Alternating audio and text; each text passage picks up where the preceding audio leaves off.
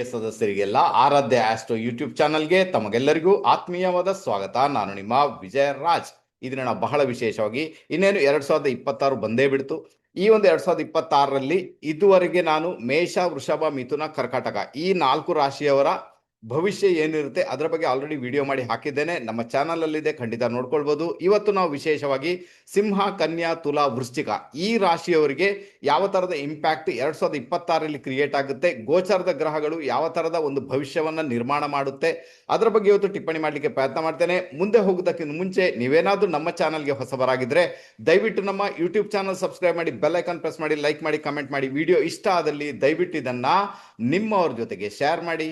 ಈಗ ಬಂದ್ಬೇಡ ನಮ್ಮ ಸಿಂಹ ರಾಶಿಯವರಿಗೆ ವರ್ಷದ ಆರಂಭದಲ್ಲಿ ಗೋಚಾರದ ಗ್ರಹಗಳು ಯಾವ ತರದ ಇಂಪ್ಯಾಕ್ಟ್ ಕ್ರಿಯೇಟ್ ಮಾಡ್ತಾ ಇದೆ ಅದರ ಬಗ್ಗೆ ತಿಳ್ಕೊಳ್ಳಿಕ್ಕೆ ಪ್ರಯತ್ನ ಮಾಡ. ಈಗ ಏನಾಗುತ್ತೆ, ಸಿಂಹರಾಶಿಯವರಿಗೆ ವರ್ಷಾರಂಭದಲ್ಲಿ ರಾಶ್ಯಾಧಿಪತಿ ಸೂರ್ಯ ರವಿ ಆತ ಪಂಚಮದ ಭಾವವನ್ನ ಕನೆಕ್ಟ್ ಮಾಡಿದ್ದಾನೆ. ಪಂಚಮದ ಭಾವ ಏನೋ ಅದು ಆಕ್ಟಿವೇಟ್ ಆಗಿದೆ.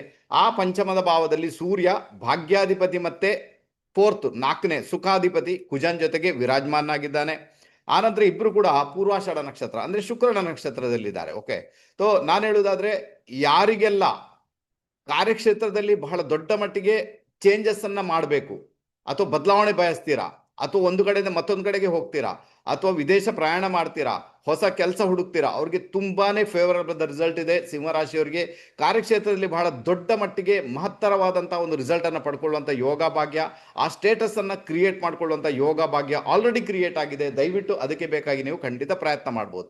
ಇನ್ನೊಂದು ವಿಚಾರ ಏನಾಗುತ್ತೆ, ಪಂಚಮಾಧಿಪತಿ ಗುರು ಲಾಭಸ್ಥಾನದಲ್ಲಿ ಇದ್ದುಕೊಂಡು ತನ್ನದೇ ಮನೆ ಪಂಚಮವನ್ನು ವೀಕ್ಷಣೆ ಮಾಡುವುದರಿಂದ ಮತ್ತೆ ಅದನ್ನ ನಾವು ಎಲ್ಲೊಂದ್ ಕಡೆ ಸೋನೆ ಪೆ ಸುಹಾಗ ಅಂತ ಹೇಳ್ಬೋದು. ಬಹಳ ಫೇವರಬಲ್ ರಿಸಲ್ಟ್ ಇಲ್ಲಿ ಮತ್ತೆ ಪ್ರೊಡ್ಯೂಸ್ ಆಗುತ್ತೆ. ಇಲ್ಲೇನಾಗುತ್ತೆ, ನಿಮ್ಮ ಭಾಗ್ಯಾಧಿಪತಿ ಮತ್ತೆ ಸುಖಾಧಿಪತಿ ಕುಜ ಪೂರ್ವಾಷಾಢ ನಕ್ಷತ್ರ, ಆನಂತರ ಸೂರ್ಯ ಕೂಡ ಪೂರ್ವಾಷಾಢ ನಕ್ಷತ್ರ. ಹಾಗಾದ್ರೆ ಇಲ್ಲಿ ಇನ್ನೊಂದು ರಿಸಲ್ಟ್ ಏನಿರುತ್ತೆ, ಯಾರಿಗೆಲ್ಲ ಭೂಮಿ, ಮನೆ, ವಾಹನ ಮಾಡಬೇಕು, ಮನೆ ಕನ್ಸ್ಟ್ರಕ್ಷನ್ ಮಾಡಬೇಕು, ಭೂಮಿ ಖರೀದಿ ಮಾಡಬೇಕು, ಅಥವಾ ಮನೆಯನ್ನ ಡೆಮೊಲಿಷ್ ಮಾಡಿ ಬೇರೆನೆ ಮನೆ ಕಟ್ಟಬೇಕು, ಆನಂತರ ಕೆಲವರಿಗೆ ಹೊಸ ವಾಹನ ಖರೀದಿ ಮಾಡಬೇಕು, ಇದ್ದ ವಾಹನ ಮಾರಿ ಬೇರೆ ವಾಹನ ತಗೋಬೇಕು, ಅಥವಾ ಆಲ್ರೆಡಿ ಜಾಗ ಇದೆ ಅಲ್ಲಿ ನಾವು ಏನೋ ಕನ್ಸ್ಟ್ರಕ್ಷನ್ ಮಾಡ್ಬೇಕಂದ್ರೆ ತುಂಬಾ ಫೇವರಬಲ್ ಪೀರಿಯಡ್ ಅಂತ ಹೇಳ್ತೇನೆ ನಮ್ಮ ಸಿಂಹರಾಶಿಯವರಿಗೆ. ದಯವಿಟ್ಟು ಭೂಮಿ ವಿಚಾರ, ಮನೆ ವಿಚಾರದಲ್ಲಿ ಯಾರಿಗೆಲ್ಲ ಪ್ರೊಸೀಡ್ ಆಗ್ಲಿಕ್ಕೆ ಉಂಟು ಅವರೆಲ್ಲರೂ ಕೂಡ ಪ್ರೊಸೀಡ್ ಆಗ್ಬೋದು. ಒಂದೊಳ್ಳೆ ಇಂಪ್ಯಾಕ್ಟ್ ಅನ್ನ ಪಡೆಯುವಂತಹ ಯೋಗ ಭಾಗ್ಯ ಗೋಚಾರದ ಗ್ರಹಗಳ ಮುಖಾಂತರ 100% ಕ್ರಿಯೇಟ್ ಆಗಿದೆ. ಇನ್ನು ನಿಮಗೆ ಬೇಕಾದ್ರೆ ನಿಮ್ಮ ಸಿಂಹರಾಶಿ ಅಂದ್ರೆ ಸಿಂಹರಾಶಿಯವರು ಜಾತಕವನ್ನು ತೋರಿಸಿ, ಒಳ್ಳೆ ಜ್ಯೋತಿಷರ ತೋರಿಸಿ ಅಂತ ಯೋಗಗಳು ನಿಮ್ಮ ಜಾತಕದಲ್ಲಿ ಕೂಡ ಆಲ್ರೆಡಿ ಇದೆಯಾ ಅಂತ ನೋಡಿಕೊಂಡು ಖಂಡಿತ ಪ್ರೊಸೀಡ್ ಆಗಿ ಅಂತ ಹೇಳ್ತೇನೆ.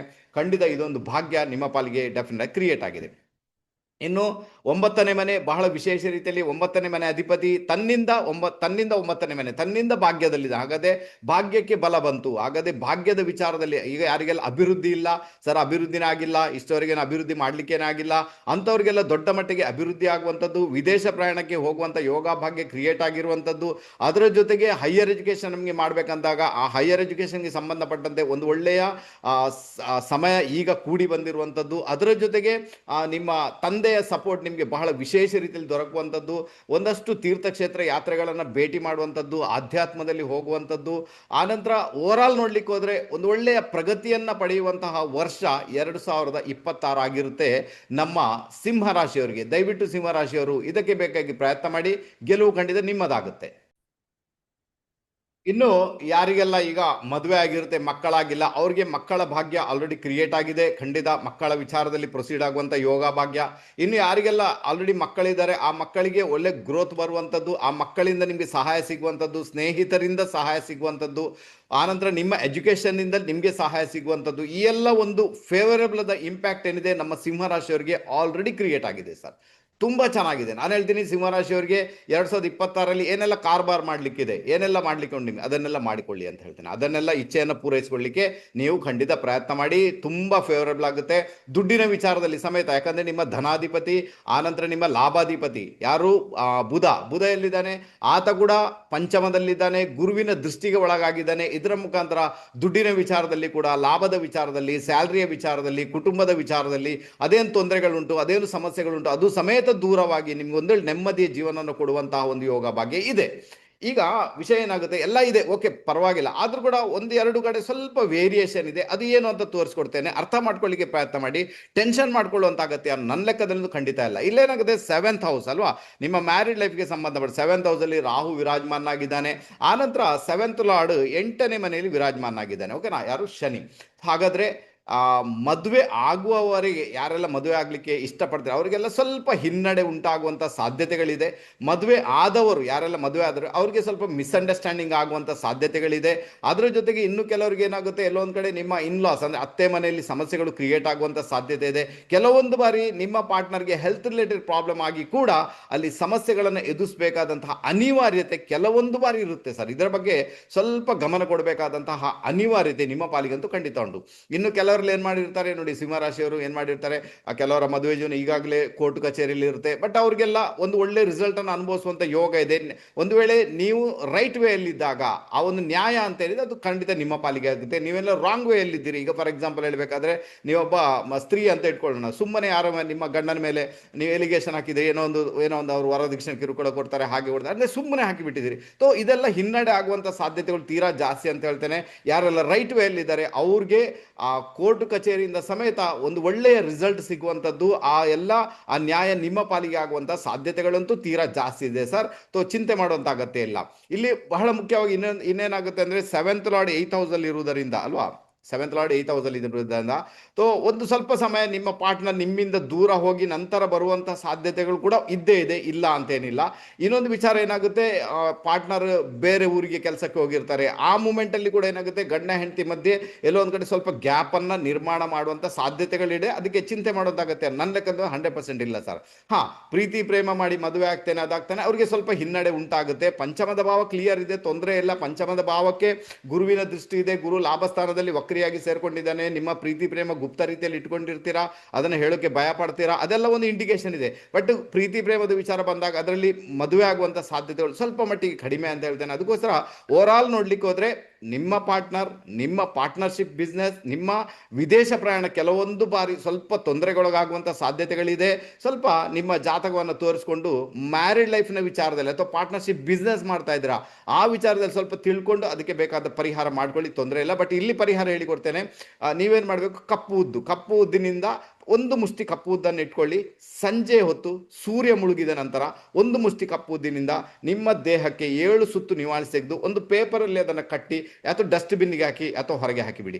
ಇದನ್ನು 3 ತಿಂಗಳ ಕಾಲ ಕಂಟಿನ್ಯೂ ಆಗಿ ಮಾಡಿ. ಮತ್ತೆ ಯಾವಾಗೆಲ್ಲ ಸಮಸ್ಯೆ ಅಂತ ಅನಿಸ್ಬಿಡ್ತು ಅವಾಗೆಲ್ಲ ಇದನ್ನು ಮಾಡಲಿಕ್ಕೆ ಪ್ರಯತ್ನ ಮಾಡಿ ಅಂತ ಹೇಳ್ತೇನೆ. ಯಾಕಂದ್ರೆ ಗೋಚರದಲ್ಲಿರುವಂಥ ರಾಹು ಈ ಒಂದು ಡಿಸೆಂಬರ್ ಎಂಡ್ವರೆಗೂ ಕೂಡ ಇರ್ತಾನೆ, 2026 ಡಿಸೆಂಬರ್ ಎಂಡ್.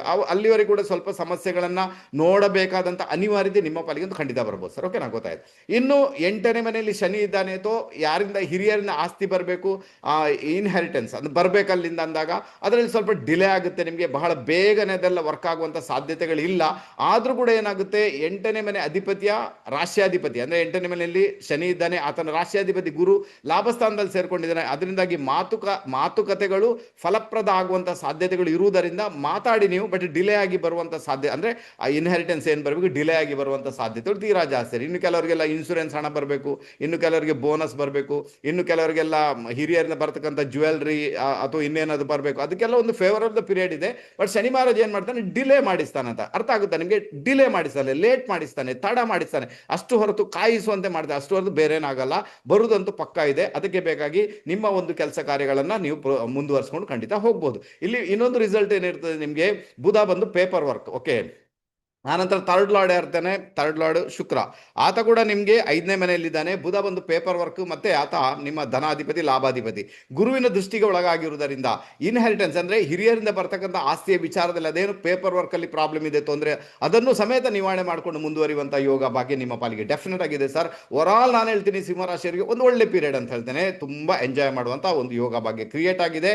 ಬಟ್ ನಾನು ಎಲ್ಲಿ ಪ್ರಿಕಾಷನ್ ಹೇಳಿದ್ದೇನೆ ಅದನ್ನು ಮಾತ್ರ ಇಟ್ಕೊಂಡು ಹೋಗ್ಲಿಕ್ಕೆ ಪ್ರಯತ್ನ ಮಾಡಿ. ಅಲ್ಲಿ ಬಹಳಷ್ಟು ಗಮನ ಕೊಡಿ, ಬಹಳ ನಿಮ್ಮ ಗಮನವನ್ನು ಕೇಂದ್ರೀಕರಿಸಿ, ಆಗ ಒಳ್ಳೆ ರಿಸಲ್ಟ್ ಅನ್ನು ಬಂದೇ ಬರುತ್ತೆ. ಓಕೆನಾ.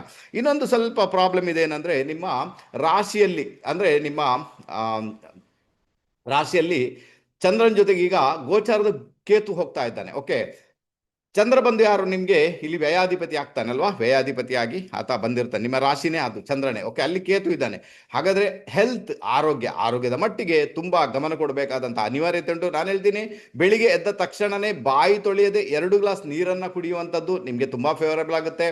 ಆ ನಂತರ ಬಾಯಿ ತೊಳೆಯದೆ ಕುಡಿಬೇಕು. ಅದು ಬಾಯಿ ಮುಕ್ಕಳಿಸಿ ಕುಡಿದಾಗ ನಿಮ್ಮ ಇಮ್ಯುನಿಟಿ ಪವರ್ ಅಂದ್ರೆ ನಿಮ್ಮ ಸಲೈವ ದೇಹದ ಒಳಗೆ ಹೋಗಿ ಆ ಒಂದು ಟಾಕ್ಸಿನ್ಸ್ ಅನ್ನು ಹೊರ ಹಾಕುತ್ತೆ, ಮತ್ತೆ ಇಮ್ಯುನಿಟಿ ಪವರ್ ಸ್ಟ್ರಾಂಗ್ ಆಗಲಿಕ್ಕೆ ಶುರುವಾಗುತ್ತೆ, ತುಂಬಾ ಫೇವರಬಲ್ ಆಗುತ್ತೆ. ನಾವೆಲ್ಲ ಇದನ್ನು ತುಂಬಾ ವರ್ಷದಿಂದ ಫಾಲೋ ಮಾಡ್ತಾ ಇದ್ದೇವೆ. ಆರೋಗ್ಯವನ್ನು ಸುಸ್ಥಿತಿಯಲ್ಲಿ ಇಟ್ಕೊಳ್ಳಿಕ್ಕೆ ಇದು ಅತ್ಯುತ್ತಮವಾದ ಪರಿಹಾರ ಅಂತ ಹೇಳಿದ್ರೆ ತುಂಬಾ ಫೇವರಬಲ್ ಆಗುತ್ತೆ ನಿಮ್ಗೆ. ಓಕೆನಾ. ಆನಂತರ ಚಂದ್ರ ಜೊತೆ ಕೇತು ಸ್ವಲ್ಪ ಮಾನಸಿಕ ರೀತಿಯಲ್ಲಿ ಗೊಂದಲಗಳು ಉಂಟಾಗುವ ಸಾಧ್ಯತೆ ಉಂಟು. ಅದು ಕೂಡ ಮಕ್ಕಳ ವಿಚಾರದಲ್ಲಿ ಸ್ವಲ್ಪ ಗೊಂದಲಗಳು ಜಾಸ್ತಿನೇ ಉಂಟಾಗ್ಬೋದು ಅಂತ ಒಂದು ಇಂಡಿಕೇಶನ್ ಇದೆ. ನಾನು ಹೇಳ್ತೀನಿ, ಗಣಪತಿ ಆರಾಧನೆ ಮಾಡಿ, ಗಣಪತಿಯ ಟೆಂಪಲ್ಗೆ ಹೋಗಿ ಗಣಪತಿಗೆ ಗರಿಕೆ ಇಟ್ಟು ಪೂಜೆ ಮಾಡಿಸ್ಕೊಂಡು ಬನ್ನಿ ಅಂತ ಹೇಳ್ತೇನೆ. ಬಾರಿ ಕೂಡ ಆ ಮೂಮೆಂಟ್ ಅಲ್ಲಿ ಅದೇನು ಸಮಸ್ಯೆ ಬರಬೇಕು ಅದು ಬರಲ್ಲ. ಆನಂತರ ಚಂದ್ರನ ಜೊತೆಗೆ ಕೇತುವಿನ ಸಂಯೋಗ ಇರುವುದರಿಂದ, ಗೋಚರದ ಕೇತು ಅಲ್ಲಿ ಇದ್ದಾನೆ, ಅದಕ್ಕೋಸ್ಕರ ನಿಮ್ಮ ತಾಯಿ ಯಾರಿದ್ದಾರೆ, ತಾಯಿಗೆ ಹೆಲ್ತ್ ರಿಲೇಟೆಡ್ ಪ್ರಾಬ್ಲಮ್ ಬರುವ, ಹಾಗಾದ್ರೆ ತಾಯಿಯ ವಿಚಾರದಲ್ಲಿ ಕೂಡ ನೀವು ಗಮನ ಕೊಡಬೇಕಾದಂತಹ ಅನಿವಾರ್ಯತೆ ನಿಮ್ಮ ಪಾಲಿಗೆ ಒಂದು 100% ಉಂಟು ಸರ್. ಸೊ ಇದರಲ್ಲಿ ಒಂದು ಮಾತ್ರ ಗಮನ ಕೊಡಬೇಕಾದ ಅನಿವಾರ್ಯತೆ ನಿಮ್ಮ ಪಾಲಿಗೆ ಒಂದು 100% ಇದೆ. ಅರ್ಥ ಮಾಡ್ಕೊಳ್ಳಿ. ಖರ್ಚು ವೆಚ್ಚಗಳಲ್ಲಿ ಸ್ವಲ್ಪ ಜಾಸ್ತಿನೇ ಆಗುತ್ತೆ. ಕೇತು ಏನ್ ಮಾಡ್ತಾನೆ, ಗೊತ್ತೇ ಇಲ್ಲದ ರೀತಿಯಲ್ಲಿ ಖರ್ಚು ಮಾಡಿಸ್ತಾನೆ. ಇದು ಪರಿಸ್ಥಿತಿ ಕ್ರಿಯೇಟ್ ಆಗುತ್ತೆ ಚಂದ್ರನ ಜೊತೆ ಸೇರ್ಕೊಂಡು. ಅದಕ್ಕೋಸ್ಕರ ಅದ್ರಲ್ಲಿ ಸ್ವಲ್ಪ ಪ್ರಿಕಾಷನ್ ತಗೊಳ್ಳಿ, ಮತ್ತೆ ಗಣಪತಿ ಆರಾಧನೆ ಮಾಡ್ಕೊಳ್ಳಿ. ತುಂಬಾ ಫೇವರಬಲ್ ರಿಸಲ್ಟ್ ಅನ್ನ ಡೆಫಿನೆಟ್ ಆಗಿ ನೀವು ಅನುಭವಿಸ್ತೀರಾ. ನಿಮ್ಮ ದಶಮ ಸ್ಥಾನದಲ್ಲಿ ಚಂದ್ರನ ಒಂದು ಇಂಪ್ಯಾಕ್ಟ್ ಇರುವುದರಿಂದ ಕಾರ್ಯಕ್ಷೇತ್ರದಲ್ಲಿ ಅದೇ ಹೇಳಿದ್ದು, ಕಾರ್ಯಕ್ಷೇತ್ರ ಬದಲಾವಣೆ, ಒಂದು ಕಡೆಯಿಂದ ಮತ್ತೊಂದು ಕಡೆಗೆ ಹೋಗ್ತೀರಾ. ಯಾವುದೋ ಒಂದು ರೂಪದಲ್ಲಿ ದೊಡ್ಡ ಮಟ್ಟಿಗೆ ಬದಲಾವಣೆಯನ್ನು ಅನುಭವಿಸುವಂತ ಯೋಗ ಭಾಗ್ಯ ಕೂಡ ನಿಮ್ಮ ಪಾಲಿಗೆ ಡೆಫಿನೆಟ್ ಕ್ರಿಯೇಟ್ ಆಗಿದೆ ಸರ್. ತುಂಬಾ ಚೆನ್ನಾಗಿರುತ್ತೆ. ಪರಿಹಾರ ಕೂಡ ಹೇಳಿದ್ದೇನೆ. ಸೊ ಇದನ್ನೆಲ್ಲ ಫಾಲೋ ಮಾಡಲಿಕ್ಕೆ ಪ್ರಯತ್ನ ಮಾಡಿ. ಓವರ್ ಆಲ್ ನೋಡ್ಲಿಕ್ಕೆ ಹೋದ್ರೆ ನಮ್ಮ ಸಿಂಹರಾಶಿಯವರಿಗೆ 2026 ಅಂತ ಏನಿದೆ, ಅದು ಭಾಗ್ಯಕ್ಕೆ ಸಂಬಂಧಪಟ್ಟಂತೆ ಬಹಳ ದೊಡ್ಡ ಮಟ್ಟಿಗೆ ರಿಸಲ್ಟ್ ಅನ್ನು ಕೊಡುವ ಸಾಧ್ಯತೆಗಳಿದೆ. ಸೊ ಎಷ್ಟು ಸಾಧ್ಯನೋ ಅಷ್ಟು ನಿಮ್ಮ ಒಂದು ಅಭಿವೃದ್ಧಿಗೆ ಬೇಕಾಗಿ ಪ್ರಯತ್ನ ಮಾಡಿ ಅಂತ ಹೇಳ್ತೇನೆ. ನಾನು ಹೇಳಿದ ಎಲ್ಲಾ ಪ್ರಿಡಿಕ್ಷನ್ಸ್ಗೆ ನೀವು ಪ್ರಯತ್ನ ಮಾಡಿ ಅಂತ ಹೇಳ್ತೇನೆ. ಈ ಒಂದು 2026 ತುಂಬಾ ಒಳ್ಳೆ ರಿಸಲ್ಟ್ ಅನ್ನು ಅನುಭವಿಸ್ತೀರಾ. ಯಾಕಂದ್ರೆ ಚಂದ್ರನಿಂದ ನಿಮಗೆ ಗುರುಬಲ ಕೂಡ ಇರುವುದರಿಂದ ಎಲ್ಲಾ ಆಸೆ ಆಕಾಂಕ್ಷೆಗಳು ಈಡೇರುವಂತ ಸಾಧ್ಯತೆ ತೀರಾ ಜಾಸ್ತಿ ಇದೆ. ಪ್ರಯತ್ನ ಮಾಡಿ, ಗೆಲುವು ನಿಮ್ಮದಾಗುತ್ತೆ. ನೆಕ್ಸ್ಟ್ ಬಂದ್ ಮೇಡಮ್ ನಮ್ಮ ಕನ್ಯಾ ರಾಶಿಯವರಿಗೆ ವರ್ಷಾರಂಭದಲ್ಲಿ ರಾಷ್ಟ್ರಾಧಿಪತಿ ಬುಧ 4ನೇ ಮನೆಗೆ ಕನೆಕ್ಟ್ ಆಗಿದ್ದಾನೆ. ಓಕೆನಾ. 4th ಹೌಸ್ ಸುಖ ಸ್ಥಾನದಲ್ಲಿ ಆತ ವಿರಾಜಮಾನನಾಗಿದ್ದಾನೆ. ಆಕ್ಚುಲಿ ಬುಧನಿಗೆ 4ನೇ ಮನೆ ಒಳ್ಳೆಯ ಪ್ಲೇಸ್ಮೆಂಟ್ ಅಂತೂ ಖಂಡಿತ ಅಲ್ಲ. ಬಟ್ ಅಲ್ಲಿ ಏನಾಗುತ್ತೆ, ಆತ ಒಂದು ಗುರುವಿನ ದೃಷ್ಟಿಗೊಳಗಾಗಿದ್ದಾನೆ, ಇನ್ನೊಂದು ಶುಕ್ರನ ಜೊತೆ ಕಾಂಬಿನೇಷನ್ ಅಲ್ಲಿ ಇದ್ದಾನೆ, ಮತ್ತೆ ಸೂರ್ಯ ಕುಜ ಕೂಡ ಅಲ್ಲಿದ್ದಾರೆ. ಇಲ್ಲೇನಾಗುತ್ತೆ, ಭೂಮಿ ಮನೆ ವಿಚಾರದಲ್ಲಿ ಹೋಗುವಂತ ಯೋಗ ಭಾಗ್ಯ ನಿಮ್ಮ ಪಾಲಿಗಂತೂ ಡೆಫಿನೆಟ್ ಆಗಿದೆ ಸರ್. ನಿಮ್ಗೂ ಕೂಡ ಇದೆ. ಈಗ ಇಲ್ಲಿ ಏನಾಗುತ್ತೆ ಗೊತ್ತಾ, ಬುಧನ ಒಂದು ಇಂಪ್ಯಾಕ್ಟ್ ಅಂದ್ರೆ ಮಲ್ಟಿಪಲ್ ಅಂತ ಹೇಳ್ಬೋದು. ಹಾಗಾದ್ರೆ ಎಲ್ಲೊಂದ್ ಕಡೆ ಒಂದು ಮನೆ ಮಾಡಿದ್ರೆ, ಈಗ ಮೇಲ್ಗಡೆಗೆ ಒಂದು ಮನೆ ಮಾಡಬೇಕು, ಮೇಲ್ಗಡೆ ಏನು ಏರಿಸಬೇಕು, ಅದಕ್ಕೊಂದು ಯೋಗ ಕ್ರಿಯೇಟ್ ಆಗಿದೆ ನಿಮ್ಗೆ. ಅಥವಾ ಮನೆಗೆ ಇನ್ನೊಂದು ಏನೋ ಕೋಣೆ ಸೇರಿಸಬೇಕು, ಅದಕ್ಕೊಂದು ಯೋಗ ಕ್ರಿಯೇಟ್ ಆಗಿದೆ. ಆಲ್ರೆಡಿ ಒಂದು ಮನೆ ಇದೆ, ನನಗೆ ಇನ್ನೊಂದು ಮನೆ ಮಾಡ್ಬೇಕು ಎಲ್ಲೋ ಹೋಗಿ, ಅದಕ್ಕೂ ಕೂಡ ಒಂದು ಯೋಗ ಕ್ರಿಯೇಟ್ ಆಗಿದೆ. ಖಂಡಿತ ಅದಕ್ಕೆ ಬೇಕೆ ಪ್ರಯತ್ನ ಮಾಡಿ ಅಂತ ಹೇಳ್ತೇನೆ. ಮನೆ ಭೂಮಿ ವಿಚಾರದಲ್ಲಿ ಹೋಗುವಂತ ಯೋಗ ಭಾಗ್ಯ ನಿಮ್ಮ ಪಾಲಿಗೆ 100% ಇದೆ. ಇನ್ನೊಂದು ವಿಚಾರ ಏನಾಗುತ್ತೆ ಅಂದ್ರೆ, ನಿಮ್ಮ ವ್ಯಯಾಧಿಪತಿ ಬಂದು ಸೂರ್ಯ ಏನ್ ಮಾಡ್ತಾನೆ, ಆತ 4ನೇ ಮನೆಯಲ್ಲಿ. ವ್ಯಯಾಧಿಪತಿ ಸೂರ್ಯ 4th ಹೌಸ್ ಅಲ್ಲಿ ಇದ್ದು ಗುರುವಿನ ದೃಷ್ಟಿಗೆ ಆತ ಕೂಡ ಒಳಗಾಗಿದ್ದಾನೆ. ಇದರಿಂದಾಗಿ ನಿಮ್ಮ ಇನ್ವೆಸ್ಟ್ಮೆಂಟ್ ಅಂತ ಏನಿದೆ, ಅದು ಭೂಮಿ ವಿಚಾರದಲ್ಲಿ ಇನ್ವೆಸ್ಟ್ಮೆಂಟ್ ಮಾಡ್ತೀರಿ ಅಂತ ಒಂದು ಇಂಡಿಕೇಶನ್ ಇದೆ. ಯಾಕೆ ಭೂಮಿ ವಿಚಾರ, ಯಾಕಂದ್ರೆ ಅಲ್ಲಿ ಭೂಮಿಕಾರಕ ಅಂದ್ರೆ ನಮ್ಮ ಭೂಮಿಕಾರಕ ಕುಜ ಇದ್ದಾನೆ. ಓಕೆ, ಕುಜನ ಜೊತೆಗೆ ಸೂರ್ಯ ಇರುವುದರಿಂದ, ಮತ್ತೆ 4ನೇ ಮನೆಯಲ್ಲಿ ಇರುವುದರಿಂದ ಭೂಮಿಗೆ ಇನ್ವೆಸ್ಟ್ಮೆಂಟ್ ಮಾಡುವಂತಹ ಯೋಗ ಭಾಗ್ಯ ನಿಮ್ಮ ಪಾಲಿಗೆ ತೀರಾ ಜಾಸ್ತಿ.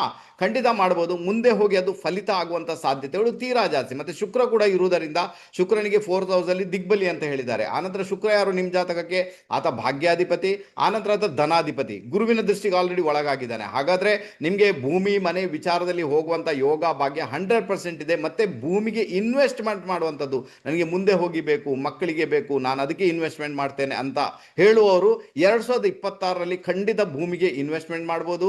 ಸ್ವಲ್ಪ ಪೇಪರ್ ವರ್ಕ್ ಎಲ್ಲ ನೋಡಿಕೊಂಡೇ ಇನ್ವೆಸ್ಟ್ ಮಾಡಬೇಕಾದಂತ ಅನಿವಾರ್ಯತೆ ನಿಮ್ಮ ಪಾಲಿಗೆ ಉಂಟು. ಯಾಕಂದ್ರೆ ಇಲ್ಲಿ ಸಿಂಹರಾಶಿಯಲ್ಲಿ ಕೇತು ಇದ್ದಾನೆ. ಅದರಿಂದಾಗಿ ಸ್ವಲ್ಪ ಅದನ್ನೆಲ್ಲ ಸ್ವಲ್ಪ ನೋಡಿಕೊಂಡೇ ಇನ್ವೆಸ್ಟ್ಮೆಂಟ್ ಮಾಡಿ ಅಂತ ಹೇಳ್ತೇನೆ. ಸೊ ನಮ್ಮ ಕನ್ಯಾ ರಾಶಿಯವರಿಗೆ 2026ರಲ್ಲಿ ಅದರಿಂದ ಒಳ್ಳೆ ರಿಸಲ್ಟ್ ಬರುವಂತ ಸಾಧ್ಯತೆ ತೀರಾ ಜಾಸ್ತಿ.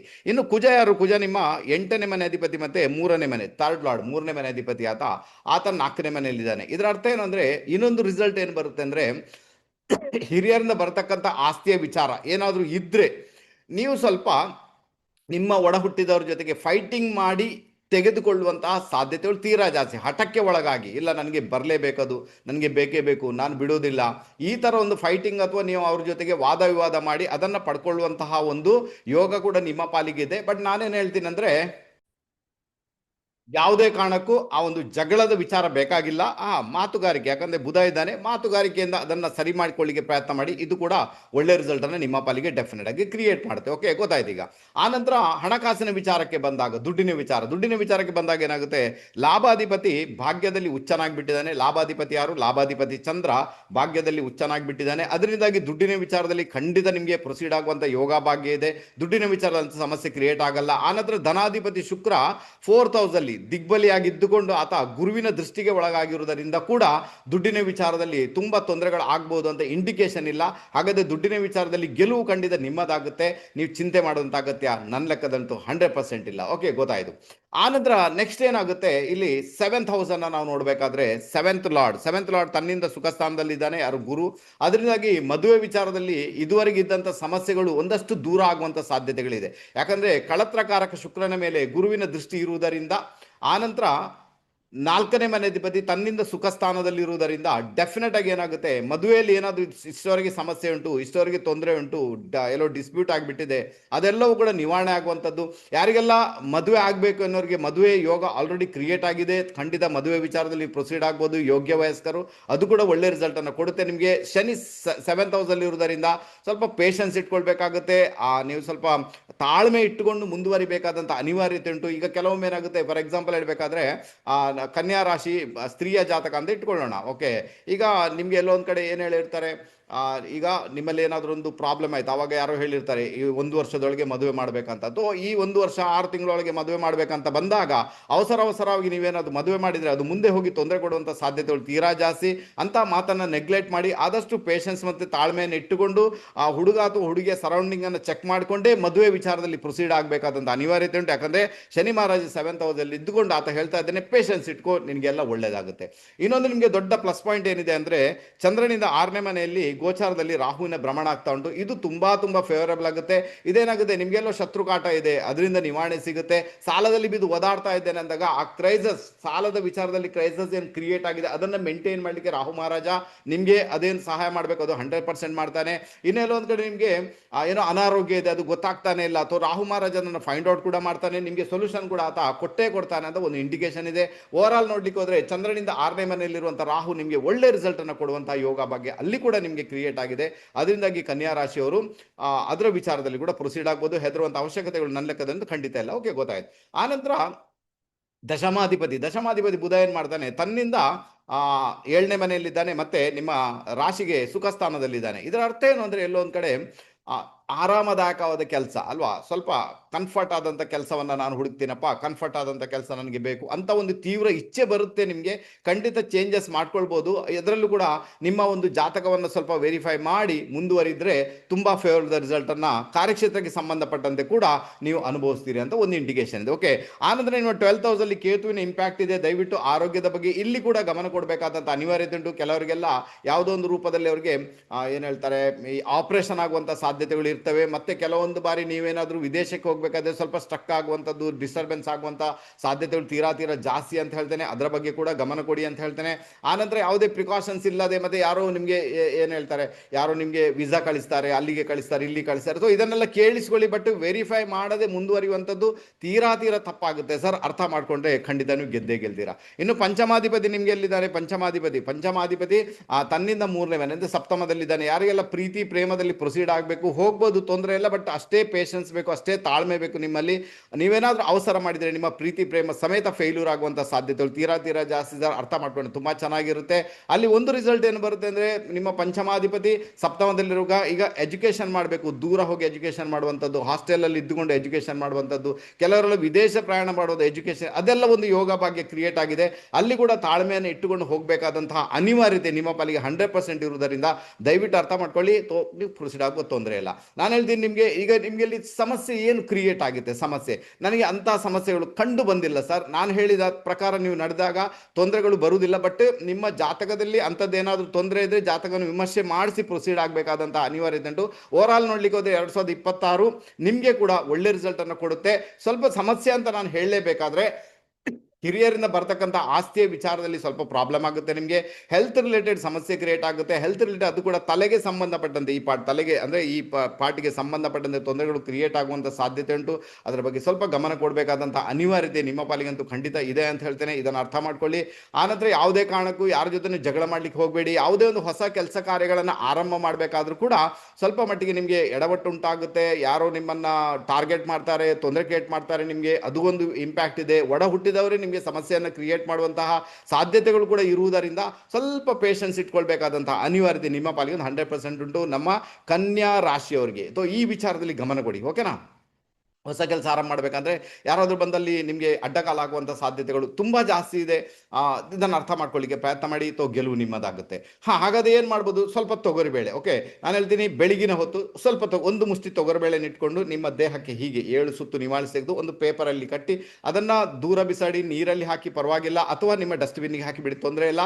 ಬೆಳಗಿನ ಹೊತ್ತು ಮಾಡಿ, 3 ತಿಂಗಳು ಮಾಡಿ, ಮತ್ತೆ ಸಮಸ್ಯೆಗಳು ಕ್ರಿಯೇಟ್ ಆಗ್ತಾ ಉಂಟು ಅಂತಾದಾಗ ರಿಪೀಟ್ ಅದನ್ನು ಮಾಡ್ಕೊಳ್ಳಿಕ್ಕೆ ಪ್ರಯತ್ನ ಮಾಡಿ. ಒಂದು ಒಳ್ಳೆ ರಿಸಲ್ಟನ್ನು, ಒಂದೊಳ್ಳೆ ಇಂಪ್ಯಾಕ್ಟನ್ನು 2026ರಲ್ಲಿ ಅನುಭವಿಸುವಂಥ ಯೋಗ ಭಾಗ್ಯ ನಮ್ಮ ಕನ್ಯಾ ರಾಶಿಯವರಿಗೆ ಕ್ರಿಯೇಟ್ ಆಗುತ್ತೆ. ಹೆದರುವಂಥ ಅವಶ್ಯಕತೆ ಇಲ್ಲ. ನಾನು ಏನೆಲ್ಲ ಹೇಳಿದ್ದೇನೆ, ಏನೆಲ್ಲ ಪ್ರಿಕಾಷನ್ ಹೇಳಿಕೊಟ್ಟಿದ್ದೇನೆ, ದಯವಿಟ್ಟು ಅದನ್ನು ಫಾಲೋ ಮಾಡಲಿಕ್ಕೆ ಪ್ರಯತ್ನ ಮಾಡಿ. ಗೆಲುವು ನಿಮ್ಮದಾಗುತ್ತೆ. ಒಳ್ಳೆಯದಾಗಲಿ.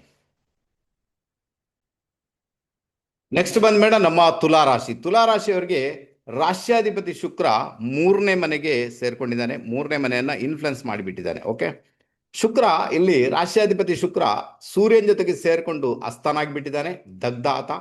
ಇಲ್ಲೇನಾಗುತ್ತೆ, ಶುಕ್ರನ ರಿಸಲ್ಟ್ ಅನ್ನ ಸೂರ್ಯ ಪ್ರೊಡ್ಯೂಸ್ ಮಾಡ್ತಾನೆ. ಸೂರ್ಯ ಬಂದು ಲಾಭಾಧಿಪತಿ, 3rd ಹೌಸ್ ಅಲ್ಲಿ ಇದ್ದಾನೆ. ಹಾಗಾದ್ರೆ 3rd ಹೌಸ್ ಆಕ್ಟಿವೇಟ್ ಆದಾಗ ಏನಾಗುತ್ತೆ, ಎಲ್ಲೋ ಒಂದ್ ಕಡೆ ಟ್ರಾವೆಲಿಂಗ್ ಮಾಡಬೇಕು, ಮನೆಯಿಂದ ದೂರ ಹೋಗಬೇಕು ಅಂತ ಒಂದು ಇಂಡಿಕೇಶನ್ ಇದೆ ಅಲ್ವಾ. ನಿಮ್ಮ ಪರಾಕ್ರಮ ಅಂತ ಏನಿದೆ ಅದನ್ನ ಎಲ್ಲೋ ಒಂದ್ ಕಡೆ ದೂರ ಹೋಗಿ ನೀವು ಉಪಯೋಗ ಮಾಡಬೇಕು. ಆನಂತರ ಸೂರ್ಯ ಇರುವುದರಿಂದ ಹಠಕ್ಕೆ ಒಳಗಾಗಿ ಮನೆಯಿಂದ ದೂರ ಹೋಗುವಂಥ ಯೋಗ ಭಾಗ್ಯ ಕೂಡ ಆಲ್ರೆಡಿ ಇದೆ. ಅಲ್ಲ, ಹೋಗ್ಬೋದು, ಏನು ಸಮಸ್ಯೆ ಅಂತ ಖಂಡಿತ. ಈಗ ಕೆಲಸಕ್ಕೆ ಬೇಕಾಗಿ ಹೋಗ್ಬೋದು, ವಿದೇಶ ಪ್ರಯಾಣ ಮಾಡಲಿಕ್ಕೆ ಒಂದು ಪ್ರಯತ್ನ ಮಾಡ್ಬೋದು. ಆ್ಯಕ್ಚುಲಿ 3ನೇ ಮನೆಯಿಂದ ಶಾರ್ಟ್ ಜರ್ನಿ ಅಂತ ಉಂಟು.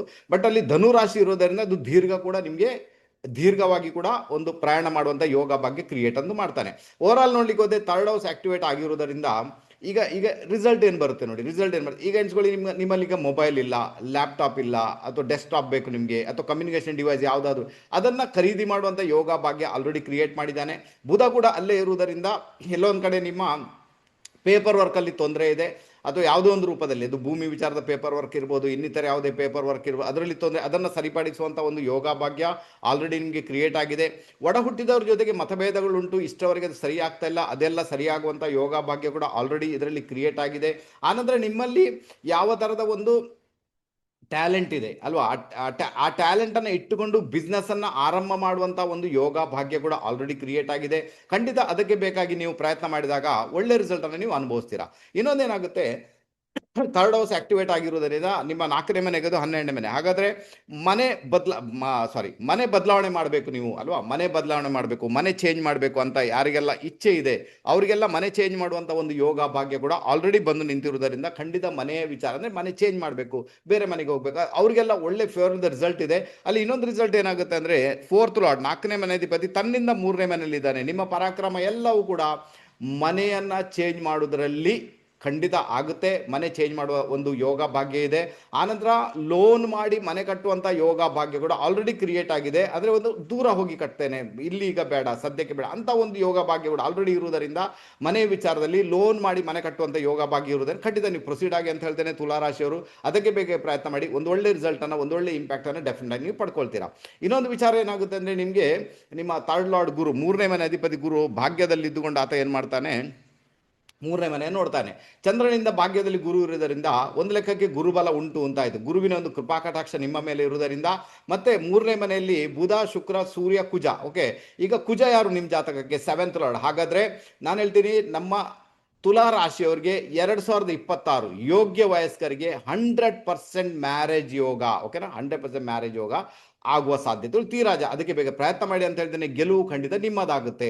ಹಾಗಾದ್ರೆ ವರವಧು ಎಲ್ಲಿಂದ ಬರುತ್ತೆ, ಕಮ್ಯುನಿಕೇಶನ್ ಮಾಡುವುದರಿಂದ, ನೀವು ವಾಟ್ಸಪ್ ಇರ್ಬೋದು, ಫೇಸ್ಬುಕ್ ಇರ್ಬೋದು, ಅಥವಾ ನಿಮ್ದು ಯಾವುದೋ ಕಮ್ಯುನಿಟಿ ಇದೆ ಅಲ್ಲಿಂದ ಇರ್ಬೋದು, ಅಲ್ಲಿಂದೆಲ್ಲ ನಿಮಗೆ ಈ ವರ ವಧು ಸೆಲೆಕ್ಟ್ ಆಗಿ ಬರುವಂಥ ಸಾಧ್ಯತೆಗಳು ತೀರಾ ಜಾಸ್ತಿ. ಯಾರೆಲ್ಲ ಯೋಗ್ಯ ವಯಸ್ಕರಿದ್ದಾರೆ ಅದಕ್ಕೆ ಬೇಕಾಗಿ ಪ್ರಯತ್ನ ಮಾಡಿದಾಗ ಒಳ್ಳೆ ರಿಸಲ್ಟ್ ಅನ್ನ ಡೆಫಿನೆಟ್ ಆಗಿ ನೀವು ಅನುಭವಿಸ್ತೀರಾ. ಇನ್ನು ನಿಮಗೆ ಕಾರ್ಯಕ್ಷೇತ್ರಕ್ಕೆ ಸಂಬಂಧಪಟ್ಟಂತೆ, ಕಾರ್ಯಕ್ಷೇತ್ರ ಅಧಿಪತಿ ಯಾರು, ಚಂದ್ರ. ಆತ ವರ್ಷಾರಂಭದಲ್ಲಿ ಎಲ್ಲಿದ್ದಾನೆ ಆತ? 8ನೇ ಮನೆಯಲ್ಲಿ ವಿರಾಜಮಾನಾಗಿದ್ದಾನೆ. ಎಕ್ಸಾಲ್ಟೇಷನ್ ಆತ. ಓಕೆ, 8ನೇ ಮನೆ. ಈಗ 8ನೇ ಮನೆಯನ್ನು ಕಾರ್ಯಕ್ಷೇತ್ರಕ್ಕೆ ಅದು ಲಾಭಸ್ಥಾನ, ತೊಂದರೆ ಇಲ್ಲ. ಹಾಗಾದ್ರೆ 8ನೇ ಮನೆ ಪರಿವರ್ತನೆ, ಟ್ರಾನ್ಸ್ಫಾರ್ಮೇಶನ್. ಹಾಗಾದ್ರೆ ಕಾರ್ಯಕ್ಷೇತ್ರದಲ್ಲಿ ಬಹಳ ದೊಡ್ಡ ಮಟ್ಟಿಗೆ ಟ್ರಾನ್ಸ್ಫಾರ್ಮೇಶನ್ ಬರುವಂತ ಸಾಧ್ಯತೆಗಳು ತೀರಾ ಜಾಸ್ತಿ. ಈಗ ನೋಡಿ, ಈಗೇನಾಗುತ್ತೆ, ಇದ್ದ ಕೆಲಸದಲ್ಲಿ ಪ್ರಮೋಷನ್ ಆಗಿ ಟ್ರಾನ್ಸ್ಫಾರ್ಮೇಶನ್ ಆಗ್ಬೋದು, ಅಥವಾ ಕೆಲಸ ಬಿಟ್ಟು ಬೇರೆ ಕಡೆಗೆ ಹೋಗಿ ಕೂಡ ಟ್ರಾನ್ಸ್ಫಾರ್ಮೇಶನ್ ಆಗ್ಬೋದು. ಇದೆಲ್ಲ ಯಾವುದರ ಮುಖಾಂತರ ಇರ್ತದೆ? ಸ್ಯಾಲ್ರಿ ಅಲ್ವಾ? ನನಗೆ ಸ್ಯಾಲ್ರಿ ಕಡಿಮೆ ಇದೆ, ಸ್ಯಾಲ್ರಿ ಜಾಸ್ತಿ ಬೇಕು, ಸ್ಯಾಲ್ರಿಯಲ್ಲಿ ಟ್ರಾನ್ಸ್ಫಾರ್ಮೇಶನ್ ಬೇಕು ಅಲ್ವಾ, ದುಡ್ಡು ಸಾಕಾಗಲ್ಲ, ಈ ವಿಚಾರವನ್ನು ಇಟ್ಟುಕೊಂಡೇ ಟ್ರಾನ್ಸ್ಫಾರ್ಮೇಶನ್ ನಿಮ್ಮ ಕಾರ್ಯಕ್ಷೇತ್ರದಲ್ಲಿ ನಡೆಯುತ್ತೆ ಅಂತ ಒಂದು ಇಂಡಿಕೇಶನ್ ಇದೆ. ಪ್ರಯತ್ನ ಮಾಡಿ ಅಂತ ಹೇಳ್ತೇನೆ, ಖಂಡಿತ ಗೆಲುವು ನಿಮ್ಮದಾಗುತ್ತೆ. ಚಂದ್ರ 8ನೇ ಮನೆಯಲ್ಲಿ ಇರುವುದರಿಂದ ಖಂಡಿತ ನಿಮ್ಮ ತಾಯಿಗೆ ಹೆಲ್ತ್ ರಿಲೇಟೆಡ್ ಪ್ರಾಬ್ಲಮ್, ಆರೋಗ್ಯದ ಸಮಸ್ಯೆಗಳು ಬರುವ ಸಾಧ್ಯತೆಗಳು ಕೆಲವೊಂದು ಬಾರಿ ತೀರಾ ಜಾಸ್ತಿ. ಮತ್ತೆ ಟ್ರಾವೆಲಿಂಗ್ ಮಾಡಬೇಕಾದ್ರೆ, ಒಂದು ಕಡೆಯಿಂದ ಮತ್ತೊಂದು ಕಡೆಗೆ ಟ್ರಾವೆಲಿಂಗ್ ಮಾಡಬೇಕಾದ್ರೂ ಕೂಡ ಬಹಳಷ್ಟು ಜಾಗರೂಕರಾಗಿರಬೇಕಾದಂತಹ ಅನಿವಾರ್ಯತೆ ನಿಮ್ಮ ಪಾಲಿಗೆ ಇರುವುದರಿಂದ ಸ್ವಲ್ಪ ಪ್ರಿಕಾಷನ್ ತಗೊಳ್ಬೇಕು ಅನಿವಾರ್ಯತೆ ಖಂಡಿತ ನಿಮ್ಮ ಪಾಲಿಗಂತೂ ಖಂಡಿತ ಉಂಟು ಸರ್. ಸೊ ಇದನ್ನು ಅರ್ಥ ಮಾಡ್ಕೊಳ್ಳಿ, ಖಂಡಿತ ಒಳ್ಳೆಯದಾಗುತ್ತೆ. ಇನ್ನು ಏನಾಗುತ್ತೆ, ನಿಮಗೆ ಪಂಚಮದಲ್ಲಿ ರಾಹುವಿನ ಇಂಪ್ಯಾಕ್ಟ್ ಇರುವುದರಿಂದ ಈ ಪ್ರೀತಿ, ಪ್ರೇಮ, ಸ್ನೇಹಿತರು, ಮತ್ತೆ ಕೆಲವರೆಲ್ಲ ಏನ್ ಮಾಡ್ತಾರೆ, ಈ ಶೇರ್ ಬಜಾರಲ್ಲಿ ಇನ್ವೆಸ್ಟ್ಮೆಂಟ್ ಮಾಡುವವರು, ಟ್ರೇಡಿಂಗ್ ಮಾಡುವವರು ಸ್ವಲ್ಪ ಜಾಗರೂಕರಾಗಿರಬೇಕು. ರಾಹು ಕೆಲವೊಂದು ಬಾರಿ ಲಾಸಸ್ ಅನ್ನು ಕೂಡ ಕ್ರಿಯೇಟ್ ಮಾಡ್ತಾನೆ. ತುಂಬ ಇಚ್ಛೆಗೆ ಒಳಗಾಗಿ, ತುಂಬ ಆಸೆಗೆ ಒಳಗಾಗಿ, ತುಂಬ ಇನ್ವೆಸ್ಟ್ಮೆಂಟ್ ಮಾಡಿದರೆ ಅದು ತೊಂದರೆಗೊಳಗಾಗುವಂಥ ಸಾಧ್ಯತೆಗಳನ್ನು ತಳ್ಳಿ ಹಾಕುವಂತಿಲ್ಲ. ಯಾಕಂದರೆ ಇಲ್ಲಿ ಏನಾಗುತ್ತೆ ಗೊತ್ತಾ, ನಿಮ್ಮ ಲಾಭಾಧಿಪತಿ ಅಷ್ಟಮಾಧಿಪತಿ ಜೊತೆಗೆ ಸೇರಿಕೊಂಡು 3ನೇ ಮನೆಯಲ್ಲಿದ್ದಾನೆ. ಇದರಿಂದಾಗಿ ಸಡನ್ ಲಾಸಸ್ ಅನ್ನು ನೋಡಬೇಕಾದಂಥ ಅನಿವಾರ್ಯತೆ ಕೆಲವೊಂದು ಬಾರಿ ಕ್ರಿಯೇಟ್ ಆಗ್ಬೋದು. ಆನಂತರ ನಿಮ್ಮ ಫ್ರೆಂಡ್ಸ್ ಲೆವೆಲಲ್ಲಿ ನೀವೇನಾದರೂ ವ್ಯವಹಾರ ಮಾಡಿದರೆ ಅದು ಕೂಡ ನಿಮಗೆ ಕಂಟಕಪ್ರಾಯವಾಗಿ ಪರಿಣಮಿಸುವಂಥ ಸಾಧ್ಯತೆ ಉಂಟು. ಅದರಿಂದಾಗಿ ದುಡ್ಡಿನ ಇಲೆವರಿ ಅಂತ ಏನಿದೆ, ಫ್ರೆಂಡ್ಸ್ ಜೊತೆಗೆ ಮಾಡಲಿಕ್ಕೆ ಹೋಗಬೇಡಿ ಅಂತ ಹೇಳ್ತೇನೆ. ಈಗ ಯಾರಿಗಾದ್ರೂ ಸಹಾಯ ಮಾಡಬೇಕಾದ್ರೆ ಖಂಡಿತ ಸಹಾಯ ಮಾಡಿ, ತೊಂದರೆ ಇಲ್ಲ.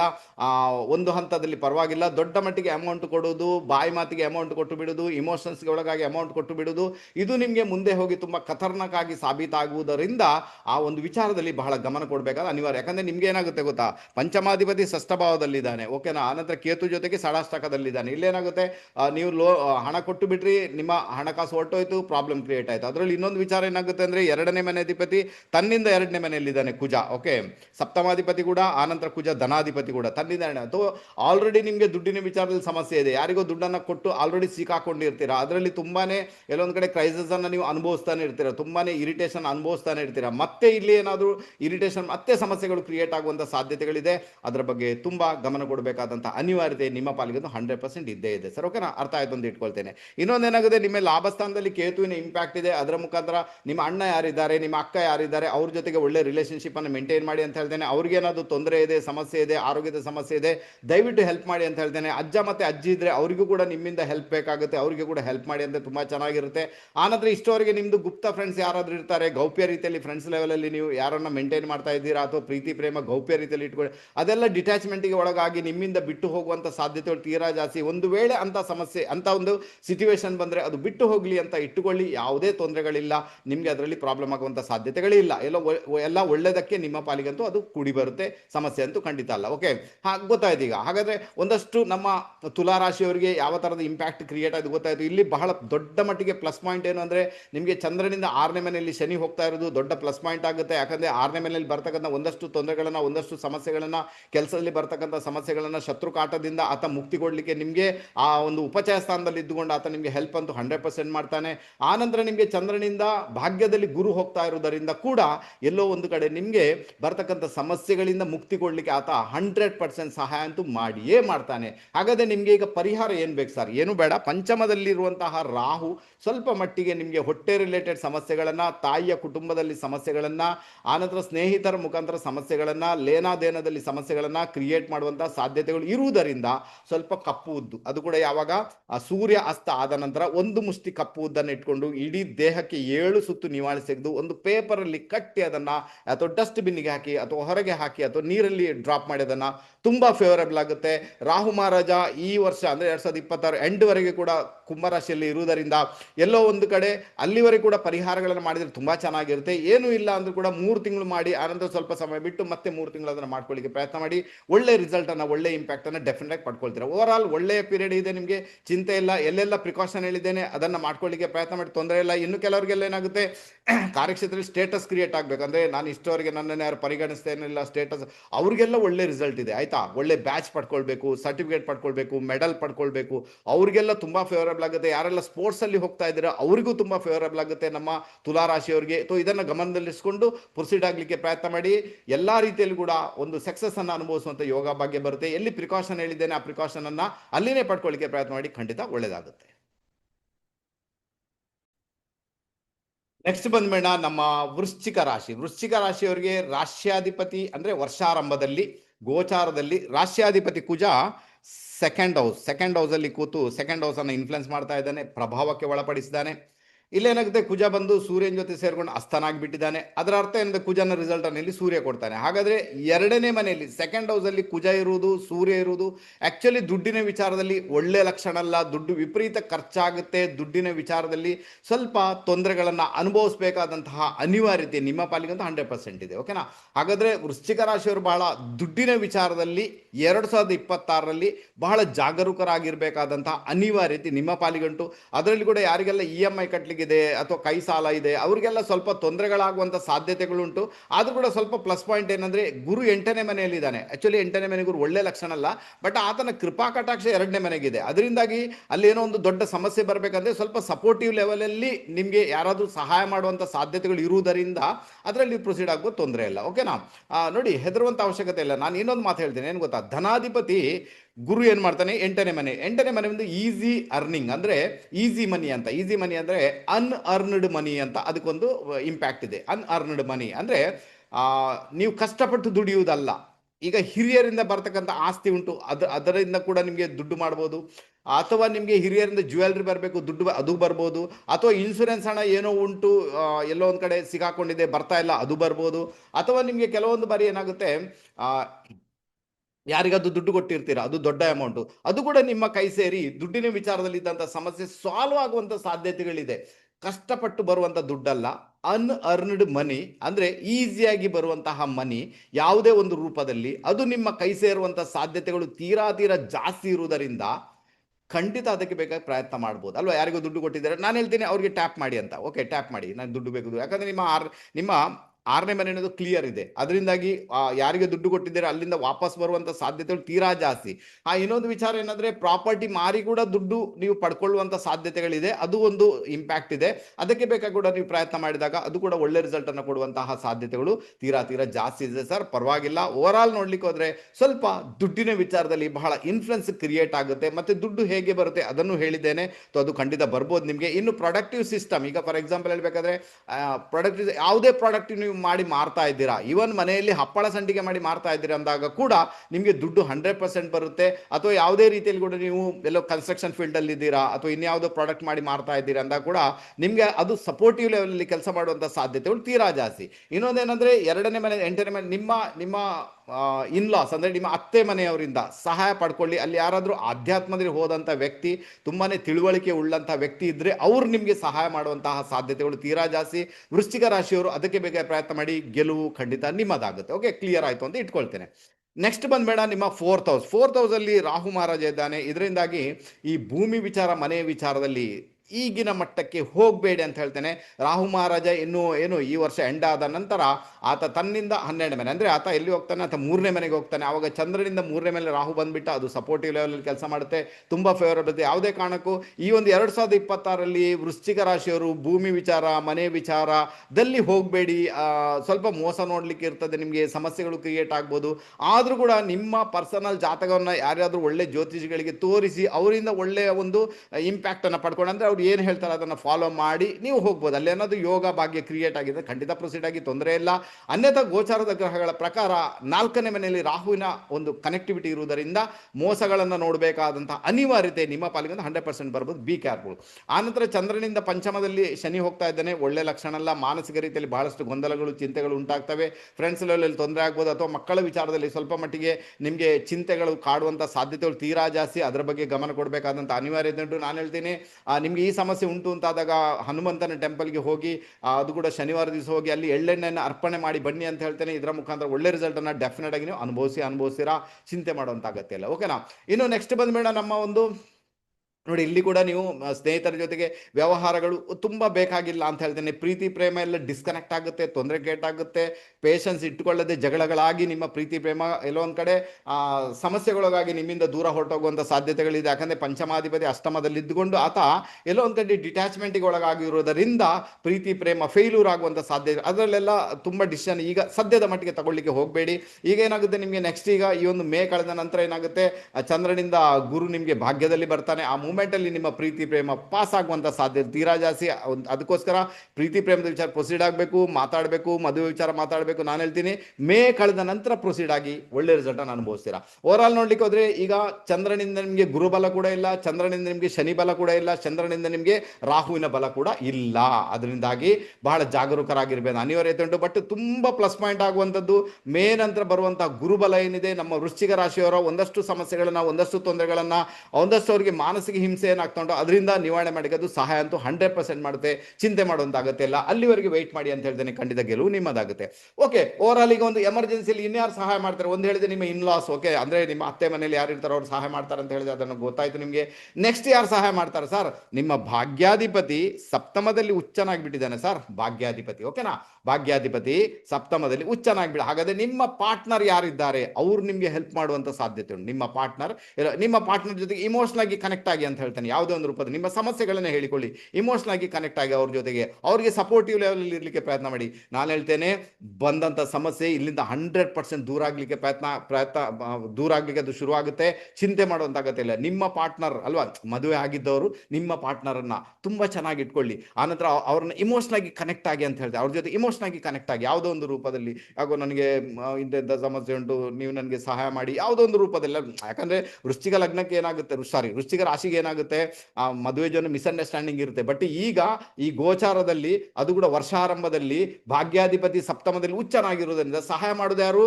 ನಿಮ್ಮ ಪಾರ್ಟ್ನರ್ ನಿಮಗೆ ಬಹಳ ವಿಶೇಷ ಸಹಾಯ ಮಾಡ್ತಾರೆ. ಖಂಡಿತ ಅವರ ಸಹಾಯವನ್ನು ಪಡ್ಕೊಳ್ಳಿ, ಒಳ್ಳೆ ರಿಸಲ್ಟ್ ಅನ್ನು ಅನುಭವಿಸುವಂತ ಯೋಗ ಭಾಗ್ಯ ನಿಮ್ಮ ಪಾಲಿಗೆ ಡೆಫಿನೆಟ್ ಆಗಿ ಬಂದೇ ಬರುತ್ತೆ ಸರ್. ಓಕೆನಾ, ಸೊ ಈ ಟೆಕ್ನಿಕ್ ಅನ್ನು ಫಾಲೋ ಮಾಡಲಿಕ್ಕೆ ಪ್ರಯತ್ನ ಮಾಡಿ, ಗೆಲುವು ನಿಮ್ಮದಾಗುತ್ತೆ, ತೊಂದರೆ ಇಲ್ಲ. 10ನೇ ಮನೆಯಲ್ಲಿ ಕೇತು ಇರುವುದರಿಂದ ಯಾವುದೇ ಕಾರಣಕ್ಕೂ ಕೆಲಸ ಚೇಂಜ್ ಮಾಡುವಂತ ದುಸ್ಸಾಹಸ ಸದ್ಯದ ಮಟ್ಟಿಗೆ ಮಾಡಬೇಡಿ ಅಂತ ಹೇಳ್ತೇನೆ. ಮುಂದೆ ಹೋಗಿ ಕೆಲಸ ಚೇಂಜ್ ಮಾಡೋ ಯೋಗ ಕ್ರಿಯೇಟ್ ಆಗುತ್ತೆ, ಈಗ ಬೇಕಾಗಿಲ್ಲ ಅಂತ ಹೇಳ್ತೇನೆ. ಬಟ್ ಯಾವಾಗ ಗುರುಬಲ ಸ್ಟಾರ್ಟ್ ಆಗುತ್ತಲ್ಲ ಆ ಮೂಮೆಂಟ್ ಅಲ್ಲಿ ನೀವು ಅದಕ್ಕೆ ಬೇಕಾಗಿ ಪ್ರಯತ್ನ ಮಾಡಿ, ಅದು ಒಳ್ಳೆ ರಿಸಲ್ಟ್ ಅನ್ನ ನಿಮಗೆ ಕೊಟ್ಟೇ ಕೊಡ್ತದೆ. ಇಲ್ಲಾಂದ್ರೆ ಸಿಂಹರಾಶಿಯಲ್ಲಿ ಕೇತು ಇದ್ದಾನೆ, ಅದರ ಅರ್ಥ ಏನಂದ್ರೆ ನಿಮ್ಮ ಕಾರ್ಯಕ್ಷೇತ್ರದಲ್ಲಿ ನಿಮ್ಮ ಏಳಿಗೆಯನ್ನು ಸಹಿಸಲಿಕ್ಕೆ ಆಗದೆ ಕೆಲವರೆಲ್ಲ, ಅದರಲ್ಲೂ ಕೂಡ ಕೆಲವು ಸ್ತ್ರೀಯರು ನಿಮಗೆ ತೊಂದರೆಗಳನ್ನು ಕ್ರಿಯೇಟ್ ಮಾಡುವಂಥದ್ದು ಅಥವಾ ನಿಮ್ಮ ಹಿಂದ್ಗಡೆಯಿಂದಲೇ ನಿಮಗೆ ಎಲ್ಲೊಂದಿಗೆ ಫಿಟ್ಟಿಂಗ್ ಇಡುವಂಥ ಸಾಧ್ಯತೆಗಳು ತೀರಾ ಜಾಸ್ತಿ ಸರ್. ನಿಮ್ಮ ವಿಚಾರನ ದಯವಿಟ್ಟು ನಿಮ್ಮ ಕಾರ್ಯಕ್ಷೇತ್ರದಲ್ಲಿ ಯಾರ ಜೊತೆ ಶೇರ್ ಮಾಡಬೇಡಿ. ಆನಂತರ ಸುಮ್ಮನಾಗಿರಿ, ಮೌನವಾಗಿರಿ. ಅದರಲ್ಲೂ ಕೂಡ ಕೇತು ಎಲ್ಲಿದ್ದಾನೆ ನಿಮಗೆ, ಆತ ಎಲ್ಲೋ ಒಂದು ಕಡೆ ಪುಬ್ಬ ನಕ್ಷತ್ರದಲ್ಲಿ ಹೋಗ್ತಾ ಇದ್ದಾನೆ, ಶುಕ್ರನ ಇಂಪ್ಯಾಕ್ಟ್ ಇದೆ. ಸ್ತ್ರೀಯರಿಂದ ತೊಂದರೆಗಳು ಉಂಟಾಗುತ್ತೆ, ಸ್ತ್ರೀಯರ ಹಿಡನ್ ಆಗಿ ನಿಮಗೆ ತೊಂದರೆಗಳನ್ನ ಕ್ರಿಯೇಟ್ ಮಾಡಬಹುದು. ಇನ್ನೊಂದೇನಾಗುತ್ತೆ ಅಂದ್ರೆ ಕಾರ್ಯಕ್ಷೇತ್ರದಲ್ಲಿ ಯಾವುದೇ ಕಾರಣಕ್ಕೂ ಪ್ರೀತಿ ಪ್ರೇಮ ಅಂತ ಹೋಗಬೇಡಿ. ಕಾರ್ಯಕ್ಷೇತ್ರದಲ್ಲಿ ಯಾರ ಜೊತೆನೂ ಕೂಡ ಮಿಂಗಲ್ ಆಗಬೇಡಿ, ಅಥವಾ ಅದು ಕೂಡ ನಿಮಗೆ ಸಮಸ್ಯೆಯನ್ನು ಕ್ರಿಯೇಟ್ ಮಾಡುವ ಸಾಧ್ಯತೆಗಳು ಇರುವುದರಿಂದ ಕಾರ್ಯಕ್ಷೇತ್ರ ಇಷ್ಟು ಪ್ರಿಕಾಷನ್ ಅಂತೂ ಬೇಕು. ಇನ್ನು ಚೇಂಜ್ ಮಾಡಬೇಕಾದ್ರೆ ಗುರುಬಲ ಬರಲಿ, ಆನಂತರ ಚೇಂಜ್ ಮಾಡಲಿಕ್ಕೆ ಪ್ರಯತ್ನ ಮಾಡಿ, ಅದು ಒಳ್ಳೆ ರಿಸಲ್ಟ್ ಅನ್ನ ಡೆಫಿನೆಟ್ ಆಗಿ ನಿಮಗೆ ಕ್ರಿಯೇಟ್ ಅಂತೂ ಮಾಡಿಯೇ ಮಾಡುತ್ತೆ. ಓಕೆನಾ, ಗೊತ್ತಾಯ್ತು. ಹಾಗಾದ್ರೆ ವೃಶ್ಚಿಕ ರಾಶಿಯವರಿಗೆ ಒಂದಷ್ಟು ವಿಚಾರಗಳು ಗೊತ್ತಾಯ್ತು, ಒಂದು ಇಟ್ಕೊಳ್ತೀನಪ್ಪ, ಬಹಳ ಫೇವರಬಲ್ ಇದೆ. ಬರೀ ಒಂದು ಸಣ್ಣ ರೆಮಿಡಿ ಹೇಳಿದ್ದೇನೆ, ನೀವೆಲ್ಲ ಒಂದು ಕಡೆ ಆಂಜನೇಯನ ಟೆಂಪಲ್ಗೆ ಹೋಗಿ ಎಳ್ಳೆಣ್ಣೆಯನ್ನು ಹಾಕಿ ಬರೋದು, ಖಂಡಿತ ಇದನ್ನು ಮಾಡ್ಕೊಳ್ಳಿ. ನಂತರ ಹೇಗೂ ಮೇ ನಂತರ ಎಲ್ಲ ಸರಿ ಆಗುತ್ತೆ. ಮೇ ನಂತರ ಒಂದಷ್ಟು ವಿಚಾರಗಳು ಇಲ್ಲಿ ಇನ್ಫ್ಲುಯೆನ್ಸ್ ಆಗಲಿಕ್ಕೆ ಶುರುವಾಗುತ್ತೆ, ಒಳ್ಳೆ ರಿಸಲ್ಟನ್ನು ಅನುಭವಿಸ್ತೀರಾ. ನಿಮ್ಮ ಒಡ ಹುಟ್ಟಿದವರ ಜೊತೆಗೆ ಬಹಳಷ್ಟು ಮತಭೇದಗಳು ಉಂಟಾಗುತ್ತೆ, ಅವ್ರ ಜೊತೆಗೆ ಒಂದು ಗ್ಯಾಪನ್ನು ಕಾಯ್ದುಕೊಳ್ಳಿ. ದ್ವೇಷ ಬೇಡ, ಬಟ್ ತುಂಬ ಮಾತಾಡೋದು ಕೂಡ ಬೇಕಾ, ಎಷ್ಟು ಬೇಕೋ ಅಷ್ಟರಲ್ಲಿ ಇರಲಿಕ್ಕೆ ಪ್ರಯತ್ನ ಮಾಡಿ. ಇಲ್ಲಾಂದರೆ ಅಲ್ಲಿ ಕಂಟಕಪ್ರಾಯವಾದಂತಹ ಕೆಲವು ರಿಸಲ್ಟ್ ಬರುವಂಥ ಸಾಧ್ಯತೆಗಳು ಇರುವುದರಿಂದ ಸ್ವಲ್ಪ ತೊಂದರೆ ಆಗ್ಬೋದು. ಅದರಲ್ಲಿ ಯಾರಿಗೆಲ್ಲ ಬುಧ ದೇಶ ನಡೀತಾ ಉಂಟು ಅಥವಾ 50ರಿಂದ 59 ಎ ಸೀರೀಸ್ ನಡೀತಾ ಉಂಟು, ಈ ಸಂದರ್ಭದಲ್ಲಿ ಬಹಳಷ್ಟು ತೊಂದರೆಗಳನ್ನು, ಬಹಳಷ್ಟು ಸಮಸ್ಯೆಗಳನ್ನು ಅನುಭವಿಸಬೇಕಾದ ಅನಿವಾರ್ಯತೆ ನಿಮ್ಮ ಪಾಲಿಗೆ 100% ಇದೆ. ಇನ್ನು 2ನೇ ಮನೆಯಲ್ಲಿ ಶುಕ್ರನೂ ಇದ್ದಾನೆ, ಅಲ್ಲಿ ಬುಧನೂ ಇದ್ದಾನೆ. ಬುಧ ಬಂದು ಲಾಭಾಧಿಪತಿ, ಶುಕ್ರ ಬಂದು ವ್ಯಯಾಧಿಪತಿ. ಇದರಿಂದಾಗಿ ದುಡ್ಡಿನ ವಿಚಾರ ಬಹಳ ದೊಡ್ಡ ಮಟ್ಟಿಗೆ ಇನ್ಫ್ಲುಯೆನ್ಸ್ ಅನ್ನು ಕ್ರಿಯೇಟ್ ಮಾಡೋದ್ರಲ್ಲಿ ಡೌಟೇ ಇಲ್ಲ ಸರ್. 2026 ದುಡ್ಡಿನ ವಿಚಾರದಲ್ಲಿ ಬಹಳ ದೊಡ್ಡ ಮಟ್ಟಿಗೆ ಇನ್ಫ್ಲುಯೆನ್ಸ್ ಅನ್ನು ಕ್ರಿಯೇಟ್ ಮಾಡಿದೆ. ಒಂದಷ್ಟು ಪರಿಹಾರಗಳನ್ನು ಹೇಳಿದ್ದೇನೆ, ಎಲ್ಲಿಂದ ದುಡ್ಡು ಬರ್ಬೋದು ಅದನ್ನು ಹೇಳಿದ್ದೇನೆ, ಅದರಿಂದಾಗಿ ಪ್ರಿಕಾಷನ್ ಕೂಡ ಕೊಟ್ಟಿದ್ದೇನೆ. ದಯವಿಟ್ಟು ನಮ್ಮ ವೃಶ್ಚಿಕ ರಾಶಿಯರು ಇದನ್ನೆಲ್ಲ ಫಾಲೋ ಮಾಡಲಿಕ್ಕೆ ಪ್ರಯತ್ನ ಮಾಡಿ. ನನ್ನ ಲೆಕ್ಕದಲ್ಲಿ 2026ರಲ್ಲಿ ಗೆಲುವು 100% ನಿಮ್ಮದಾಗುತ್ತೆ. ಹಾಗಾದ್ರೆ ಈಗ ಗೊತ್ತಾಯ್ತು ನಮ್ಮ ಸಿಂಹ, ಕನ್ಯಾ, ತುಲಾ, ವೃಶ್ಚಿಕ ರಾಶಿಯವರಿಗೆ 2026ರಲ್ಲಿ ಯಾವ ತರದ ಇಂಪ್ಯಾಕ್ಟ್ ಕ್ರಿಯೇಟ್ ಆಗಿದೆ, ಗೋಚಾರದ ಗ್ರಹಗಳು ಯಾವ ತರದ ಇಂಪ್ಯಾಕ್ಟ್ ಅನ್ನು ಅವರಿಗೆ ಕ್ರಿಯೇಟ್ ಮಾಡ್ತಾರೆ ಅಂತ ಗೊತ್ತಾಯ್ತು ನಿಮಗೆ. ದಯವಿಟ್ಟು ನಾನು ಹೇಳಿದನ್ನ ಚಾಚು ತಪ್ಪದೆ ಫಾಲೋ ಮಾಡಲಿಕ್ಕೆ ಪ್ರಯತ್ನ ಮಾಡಿ, ತುಂಬಾ ಒಳ್ಳೆ ರಿಸಲ್ಟ್ ಅನ್ನ ಡೆಫಿನೆಟ್ ಆಗಿ ನೀವು ಅನುಭವಿಸ್ತೀರಾ. ಇನ್ನು ಯಾರೆಲ್ಲ ನಮ್ಮ ಚಾನಲನ್ನು ಇದುವರೆಗೆ ಸಬ್ಸ್ಕ್ರೈಬ್ ಮಾಡಿಲ್ಲ, ದಯವಿಟ್ಟು ನಮ್ಮ ಚಾನಲ್ ಸಬ್ಸ್ಕ್ರೈಬ್ ಮಾಡಿ, ಬೆಲ್ ಐಕಾನ್ ಪ್ರೆಸ್ ಮಾಡಿ, ಲೈಕ್ ಮಾಡಿ, ಕಮೆಂಟ್ ಮಾಡಿ. ವಿಡಿಯೋ ಇಷ್ಟ ಆದಲ್ಲಿ ದಯವಿಟ್ಟು ಇದನ್ನು ನಿಮ್ಮವ್ರ ಜೊತೆಗೆ ಶೇರ್ ಮಾಡಿ. ಬಹಳ ಫೇವರಬಲ್ ಇದೆ. ಕಾರ್ಯಕ್ರಮ ಇಲ್ಲಿಗೆ ಮುಗಿಸ್ತಿದ್ದೇನೆ. ಸ್ಕಿಪ್ ಮಾಡದೆ ಇದುವರೆಗೆ ನೋಡಿದಂಥ ಎಲ್ಲ ಮಹನೀಯರುಗಳಿಗೆ ತುಂಬ ಹೃದಯದ ಕೃತಜ್ಞತೆಗಳನ್ನು ಅರ್ಪಿಸಿದೆ. ಎಲ್ಲರಿಗೂ ನಮಸ್ತೆ, ಬಾಯ್.